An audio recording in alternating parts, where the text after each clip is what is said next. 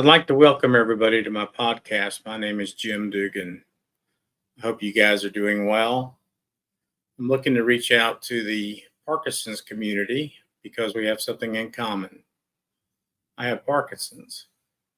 I'm going to probably start this journey way back when, before even having symptoms or anything else, and then go through the different things chronologically speaking.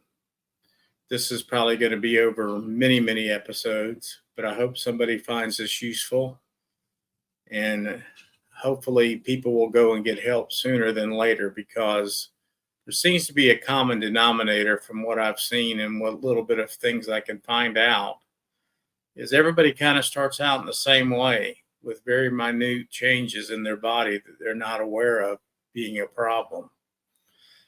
So we're going to go way back to 2014 is where I'm going to start. And if you don't mind, I'm going to drink my coffee. This is early on a Sunday morning when I'm recording this. My goal is to publish these to have them out on Mondays.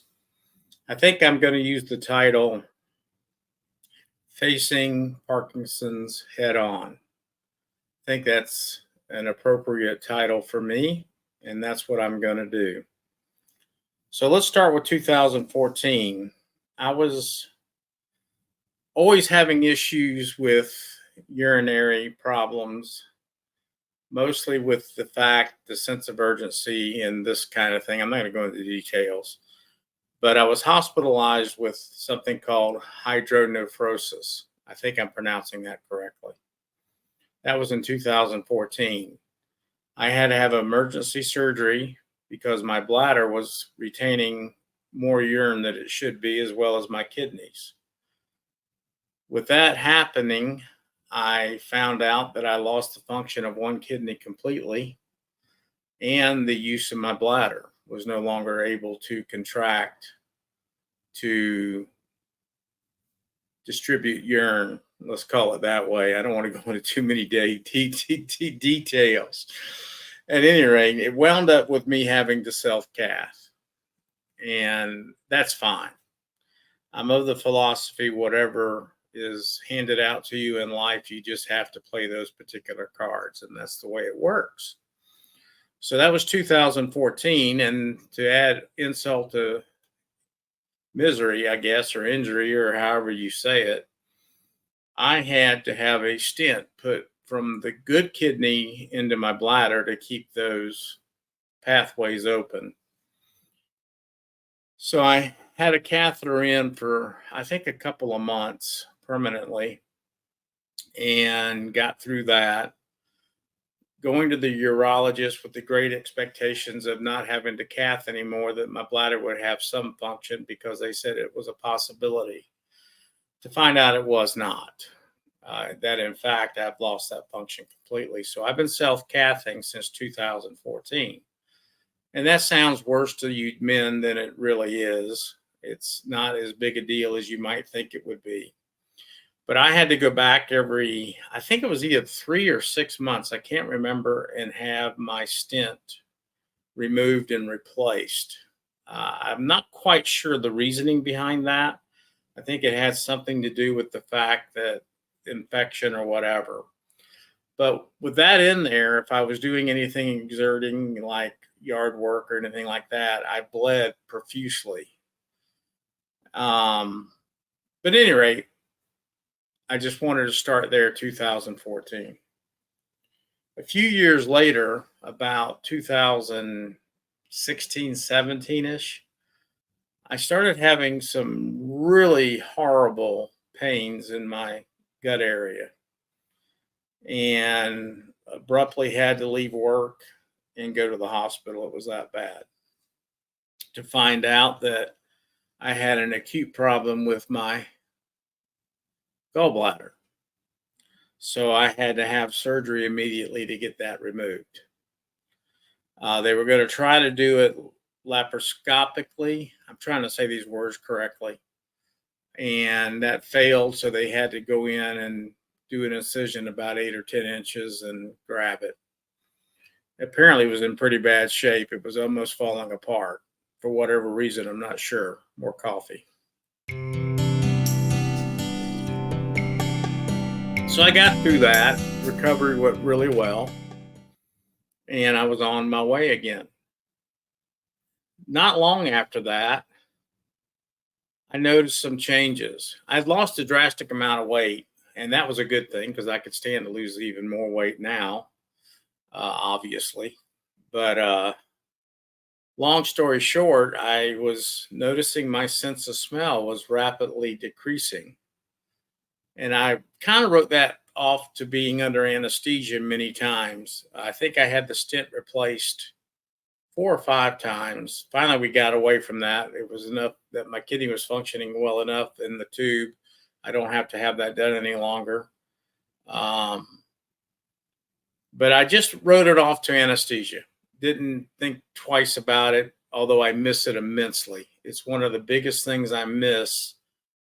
I'd rather have my smell back in dealing with the things I'm dealing with today because I cook. I love the smell of food and aromas and all that shot.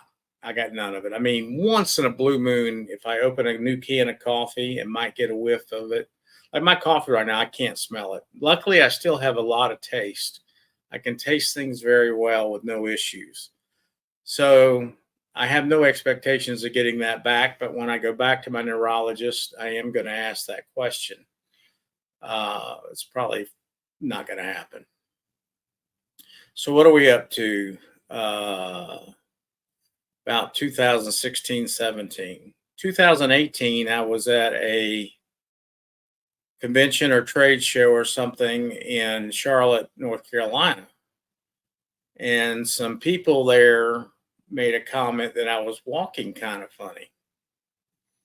And I didn't disagree with that because I had kind of noticed that, although my gait was not horrible.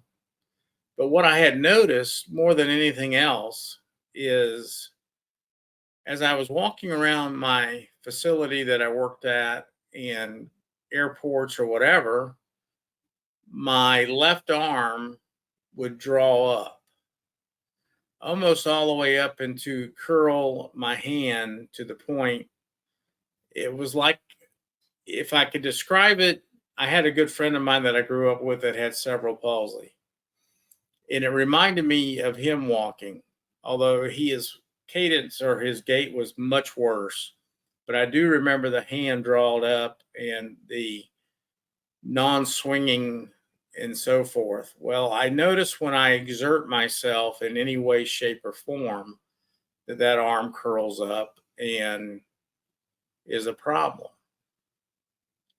Along with that, after a few years went by again, now I guess we're, 18, 19. So we're about 2020-ish, maybe the beginning of 20.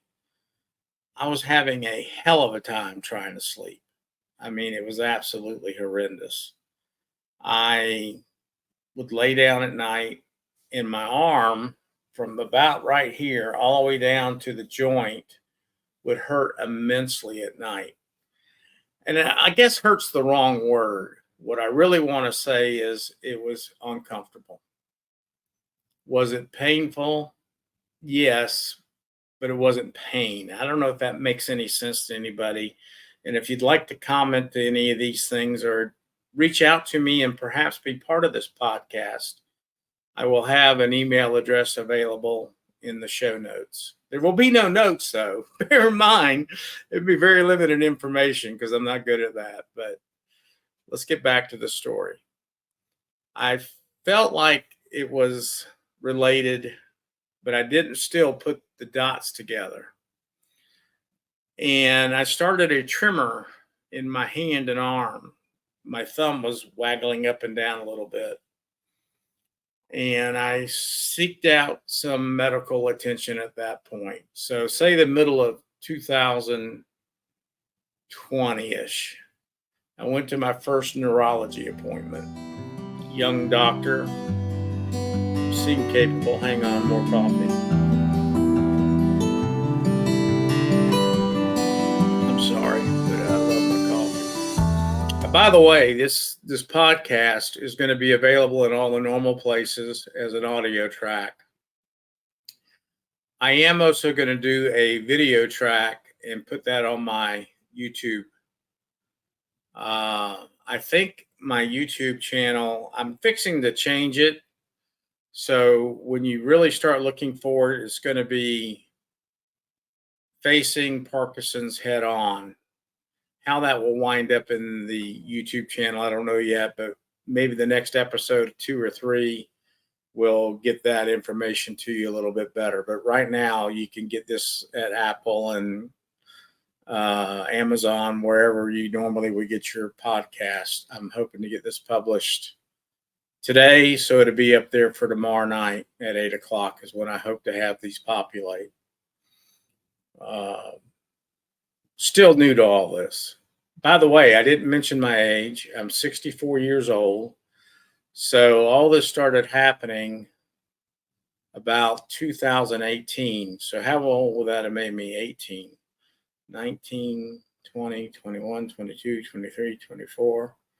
6 years ago. So I was in my 50s, 57, 58, something like that, when I started noticing issues.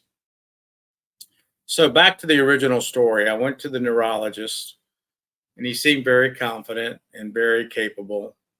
And the first thing that he did was send me for some testing, imaging of my brain.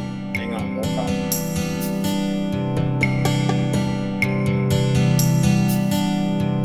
So being a fat boy, I had to make sure they knew I was a big boy, so they'd have a bigger tube. And they stuck me in this small little tube in my world. And anytime you have something like that done that's going to be looking inside your brain and your inner workings, you're concerned about many things. Obviously, cancer comes up, neurological problems, and I'm not correctly saying that. And at any rate, Parkinson's still wasn't on my radar. We were leaning toward more like nerve issues. So we got the brain scans done, and I'm going to be honest with you people. I about come unglued in that damn tube. I had to put my arms back like this behind me and lay in the tube. Well, this elbow and arm that gives me trouble at night, and I was in there a good half hour, 45 minutes. I was about to come unglued. It was all I can do. And they had propped me up in pillows and everything. Most pain that I've dealt with, that was worse than some of the other things I've been through in my life. It was the most uncomfortable thing I had to sit and do because you had to be still. It was horrible. So I go back to urologist. We go over the scans and everything's normal. There's no issues.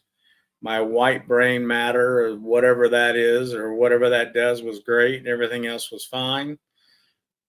And then he tells me that he's leaving the practice that I was going with or that he was with and was going to be gone, that I needed to seek out another neurologist in the group.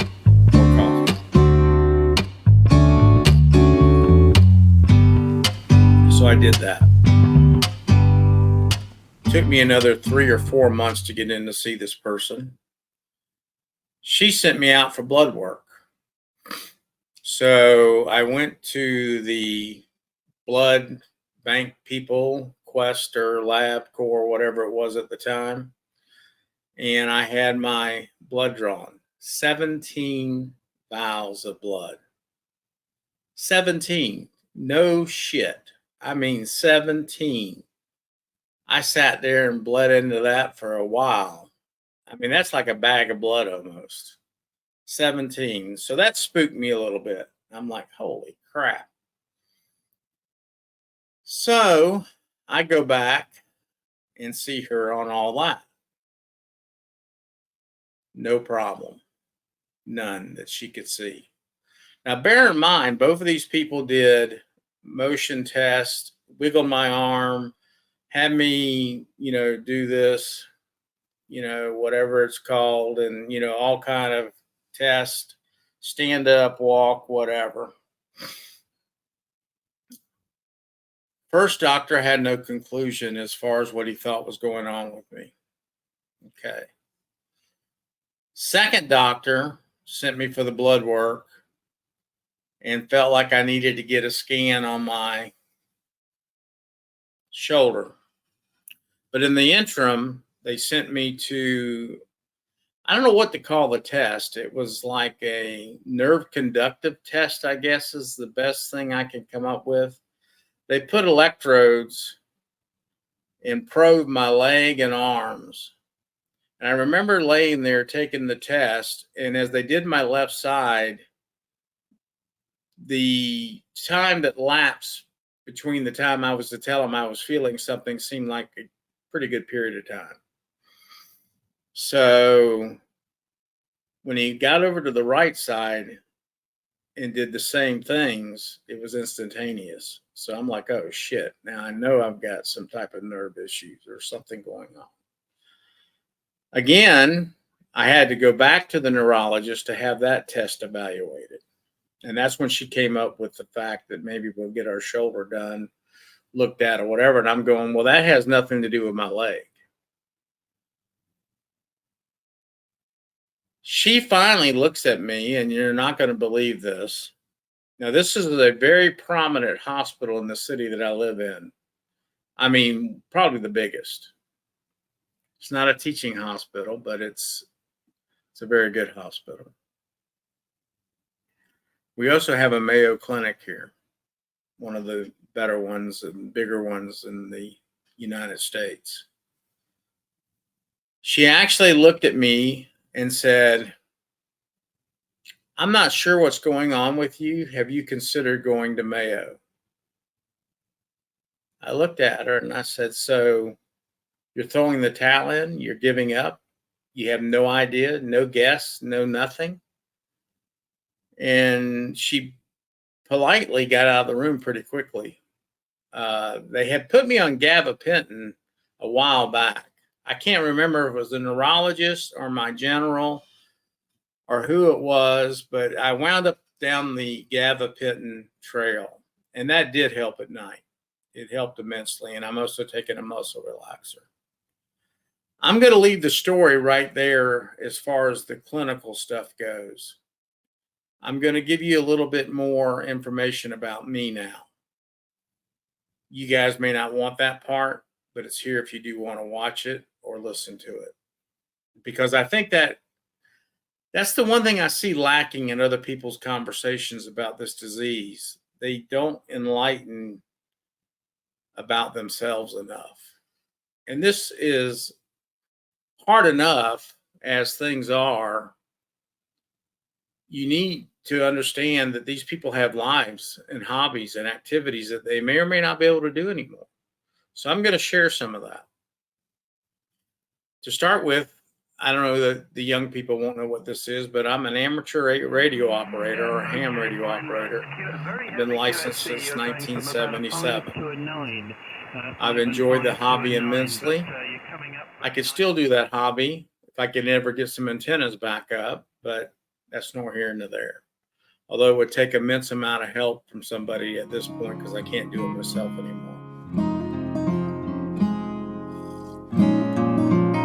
Sorry, coffee break. I also was very active in photography. My passion, though, has always been firearms and shooting. And I always thought in my old age that's something I would have. I've got an immense collection. I'm very fortunate. I also reload my own ammunition and do a lot of things of that nature. I'm also immensely involved in electronics. I got into drones. I was building race drones, soldering a lot of things, a lot of hand activities. Excuse me, I'm so sorry. I was able to continue doing all that throughout all this until about 2 years ago, I guess it was. Video games. There's no way I can run a controller with my left hand now. The joystick.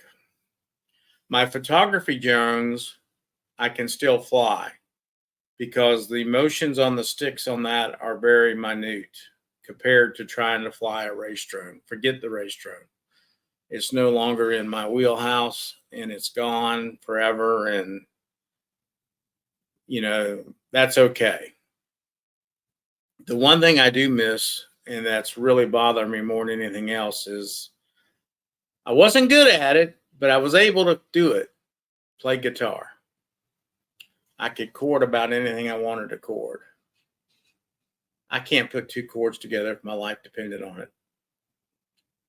So I was completely shot on that. I have 6 or 8 guitars. I've hung them all in the hallway. I had no hope of ever playing again. And that's changed a little bit at this point, but I'm not going to tell you all about that until the next episode or two. We'll keep that in the back pocket. So I'm very active for an old fat guy.